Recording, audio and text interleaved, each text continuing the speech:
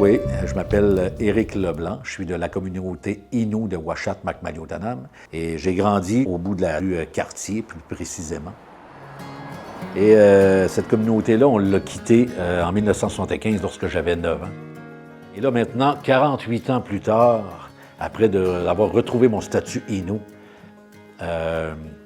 je reviens sur la communauté et j'ai décidé que j'allais réapprendre la langue, m'attarder à réapprendre aussi la culture Innu, tout ce qu'on a vécu un peu quand j'étais jeune. J'ai envie de revivre ça. Tout le côté Innu, c'est très important pour moi de le revivre. Alors aujourd'hui, 48 ans plus tard, je reviens.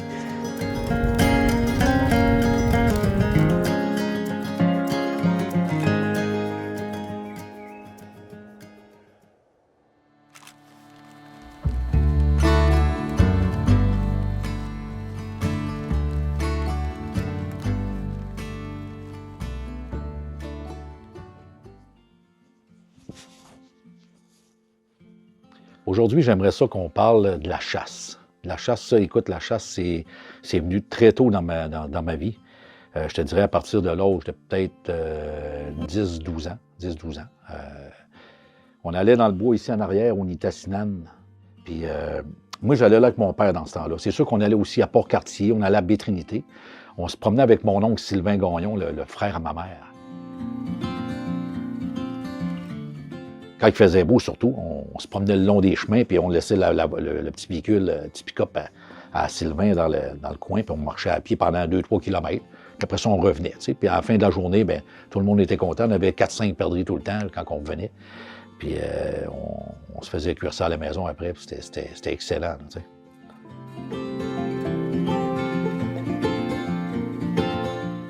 Puis mon premier orignal, je l'ai tué quand même, je l'ai récolté là, assez tard, j'avais 28 ans. Mon premier orignal à 28 ans. C'est sûr que j'y avais été des autres années auparavant, puis on allait dans le bois, puis j'allais là soit avec mon cousin ou avec mon oncle Sylvain encore une autre fois, parce que j'ai chassé pendant 15 ans de temps, là, à partir de mon âge adulte, je chassais avec mon oncle Sylvain pendant 15 ans de temps en arrière ici, sur la ZEC-Matimec pour l'orignal. Puis je dirais qu'on récoltait à peu près aux 2 ans. Quand même, c'était tout le temps des mâles normalement, parce que dans ce temps-là, je préconisais d'avoir un beau trophée. Je rêvais à ça, comme tous les chasseurs. Dans les années qui ont suivi que j'ai été chasseur, bien, j'ai tout réalisé ça. Ça, c'était important pour moi. Je faisais comme les autres. J'aimais me montrer mon gros panache de tant de pouces d'envergure. Puis tout l'âge adulte, j'ai chassé de cette façon-là, un peu comme des allochtones. Il fallait que, premièrement, je m'achetais des permis pour aller à la chasse, puis tout ça, puis je payais des droits de passage dans les ZEC, puis ces affaires-là. Je respectais le genre les lois qu'il y a en vigueur, ça c'est sûr, on n'a pas le choix. C'était comme ça au Québec, c'est la chasse sportive, c'est comme ça que ça se passe pour, au niveau de tous les chasseurs là, qui pratiquent ce sport-là, cet hobby-là. Tu sais. En fait, on parle de la chasse aujourd'hui comme ça, mais c'est quelque chose qui m'habite et qui va toujours m'habiter. Écoute, je veux dire, moi, il va falloir que, quand j'ai toujours amusé à le dire, il va falloir que je sois mort pour puis aller dans le bois puis aller à la chasse. C'est sûr et certain, parce que moi, aussitôt que j'ai du temps libre, je m'en vais dans le bois, dans la forêt, c'est important pour moi. La quiétude, les lacs, les huards, quand je pêche le matin, quand je vais chasser l'automne, c'est frais, il n'y a pas de mouches, puis tout ça, puis on se fait des lunges. Puis c'est tellement thérapeutique, ça bat tous les médicaments du monde pour moi. Il n'y a rien qui bat ça d'aller se reposer en forêt puis d'être relax.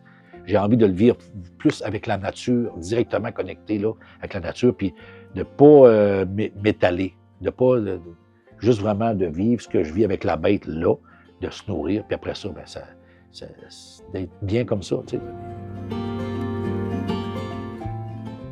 Chez les Inuits, la chasse occupe une place très importante dans la culture et dans le mode de vie traditionnel.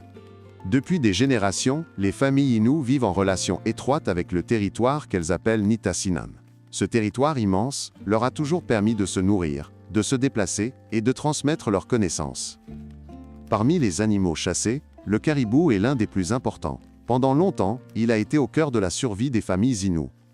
Sa viande servait à nourrir la communauté. Mais le caribou ne servait pas seulement pour l'alimentation. Sa peau était utilisée pour fabriquer des vêtements et des mocassins, tandis que ses os et ses bois pouvaient servir à créer des outils. La chasse au caribou représente aussi un moment de partage et d'apprentissage. Les aînés transmettent aux plus jeunes les connaissances du territoire, les techniques de chasse et le respect des animaux. Chez les Inuits, on considère qu'il est important de chasser de manière responsable et de remercier l'animal pour ce qu'il offre. Aujourd'hui encore, la chasse demeure une activité culturelle très importante pour plusieurs communautés Innu. Elle permet de garder un lien vivant avec le territoire, les traditions et l'identité du peuple.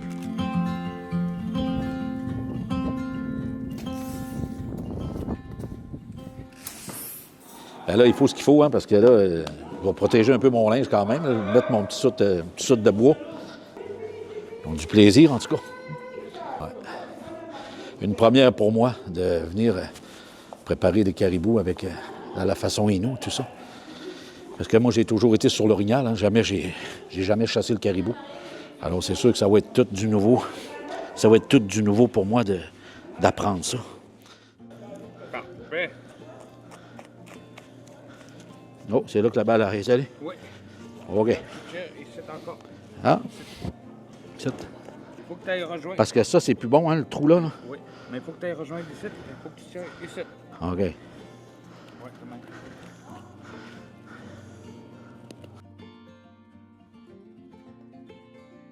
Ouais. Demain, oui. Demain. C'est juste, ça se fait tout seul. Uh-huh. C'est là. Parce que moi, c'est la première fois que j'ai pas été au caribou, j'ai jamais été. Puis de voir ça aujourd'hui...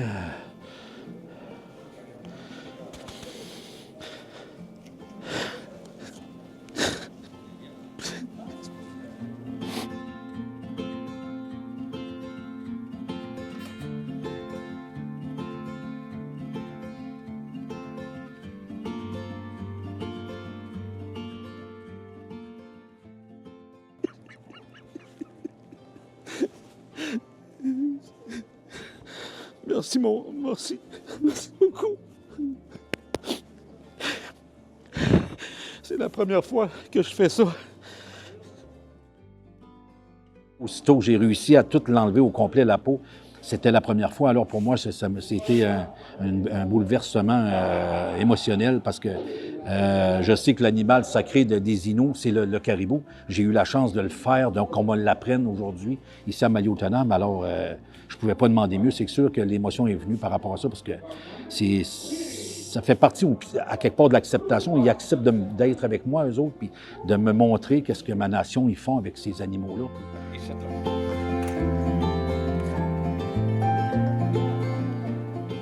Moi, je m'appelle Pierrette Jourdain.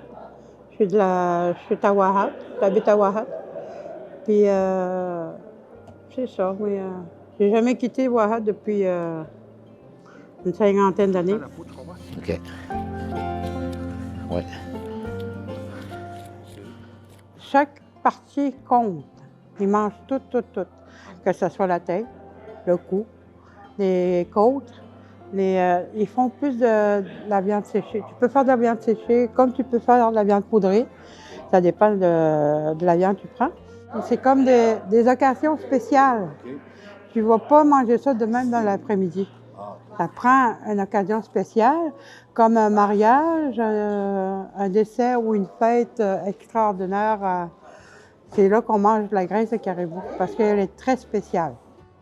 Puis, c'est pour ça qu'on la mange.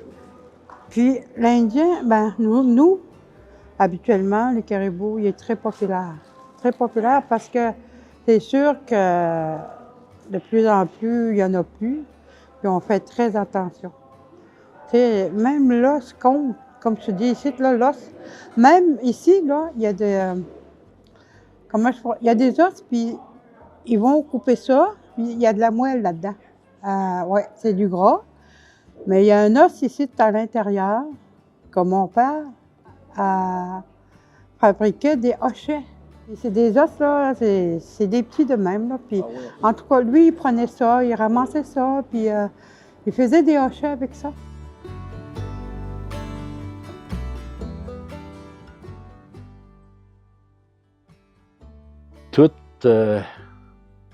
Toute ma vie, comme je disais tout à l'heure, j'ai tout le temps été en arrière, hein, dans le bois.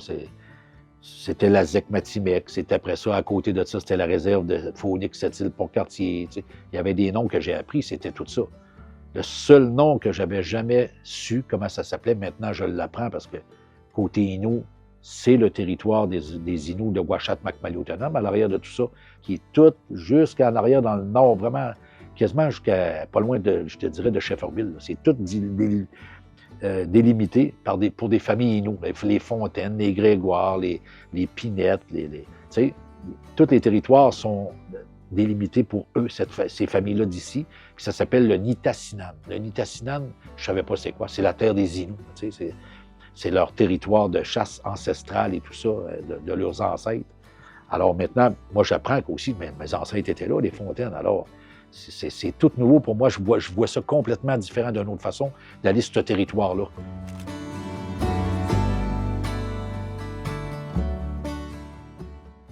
C'est sûr qu'il y a un petit moment que je privilégie dans ma tête, des fois, que j'ai en souvenir. C'est lorsque le frère à mon grand-père, Walter Leblanc, il m'a invité à m'emmener à aller en arrière, me montrer un peu. Je voulais découvrir un peu la façon Inou, là, que lui, il chassait, puis ça. Lui, il trappait du castor. C'était un trappeur de castor, puis écoute, j'ai vu ses peaux, puis ces choses-là qu'il m'a déjà montré chez eux dans son garage. Puis, et il m'a fait venir à son coin de trappe, à l'arrière, ici, à cette île, là, dans le coin du lac d'Aigle, je pense. Puis on est allé dans un étang.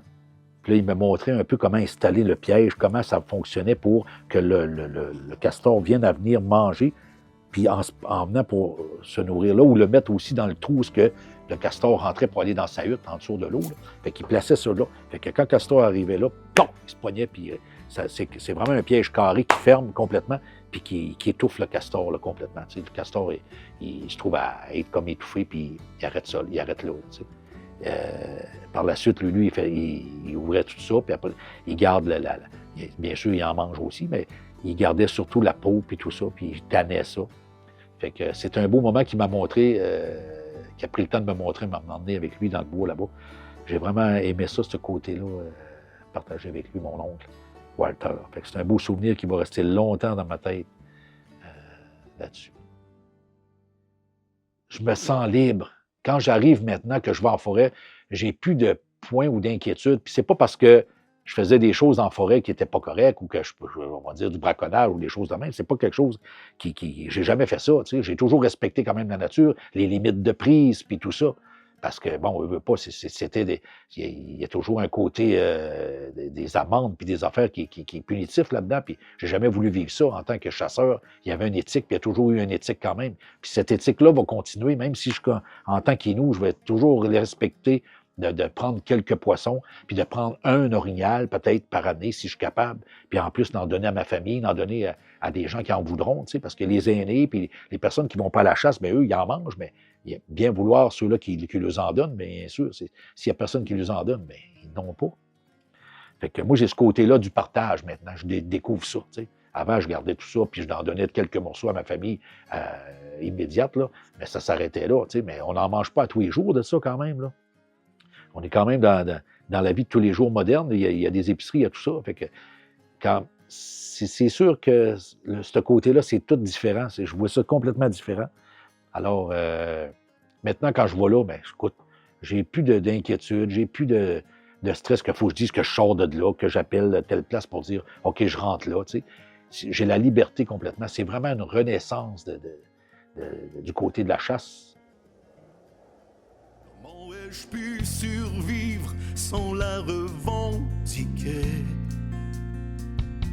Toutes ces années à me poser la même question, qu'est-ce qui est arrivé? Et tous ces kilomètres qui m'ont tant éloigné de ma communauté, mais moi j'y reviendrai.